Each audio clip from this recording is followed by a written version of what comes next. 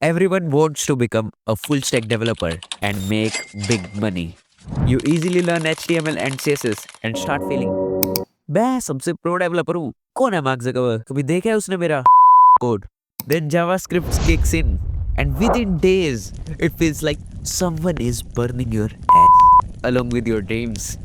You think JavaScript is too hard, but it's not. You are stuck because almost every tutorials lies to you. I will show you a clear path to escape this trap and become a real developer faster. And I promise you, by the end of this video, you will finally understand what JavaScript actually is.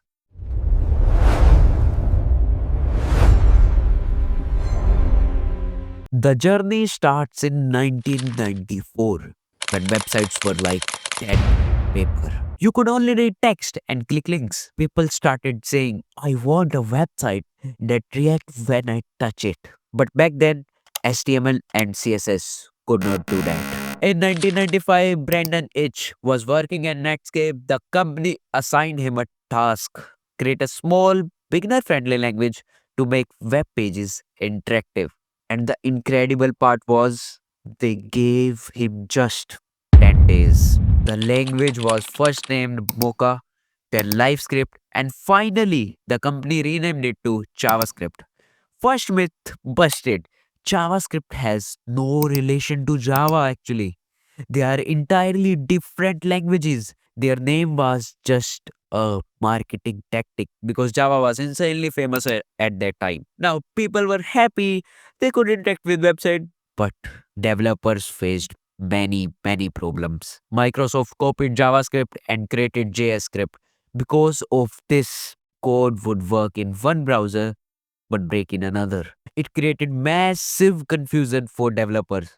So in 1997, the ECMAScript was formed to create a standard by TC39 community. Before this standardization, browsers changed JavaScript whenever they wanted. Developers could not trust their own code. Big applications were impossible to create. So ECMA wrote the rule book that all browsers had to follow. The first version was called ES1 version. Now in 2005, Ajax was introduced by Jesse James Garrett. It allowed websites to update parts of a page without reloading the entire page. It uses a technique based on JavaScript and browser's API, enabling asynchronous communication in JavaScript. Think of how Gmail or Google Maps work. This made JavaScript much more powerful. Back in 2009, Node.js was released by Ryan Dell, allowing developers to use JavaScript on servers for the first time. With it, NPM was introduced. Instead of copying snippets from blog posts, developer could install packages with a single command. This explodes the developer community. After that, most of famous platforms started using Node.js, Netflix, PayPal, and many more like that. In some time, these JavaScript libraries were introduced. Finally, in 2015, ES6 version was launched. This was the most important moment in JavaScript history. They added advanced concepts that made a big impact. From 2015 until today, we still use those modern standards. The reason I'm telling you this is because most tutorials teach you what to type, but they never teach you how JavaScripts think. So now many questions start attacking your mind. Where does JavaScript actually live? Who runs it? What can JavaScript do? And what can it never do? And many more questions like that. That confusion is not your fault. This is the point where real developers are separated from tutorials slaves. I won't answer every question right now because answer don't make you free. Thinking does. So I will give you 3 rules that can permanently pull you out of the JavaScript trap. Rule number 1.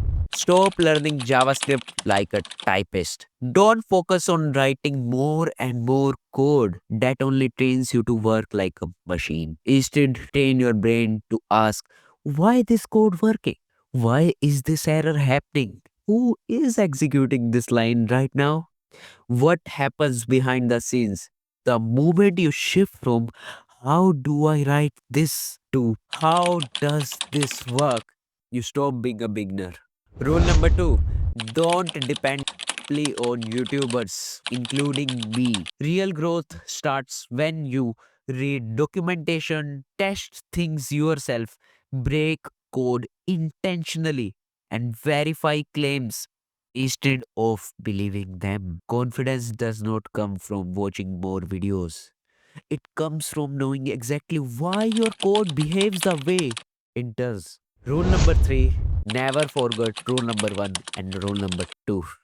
And bonus tip for you, if your JavaScript thinking is weak, no one can make you a real developer. Everything is built on JavaScript. Frameworks, Node.js, ExpressJS, Next.js, and many more technologies like that. Their core is JavaScript.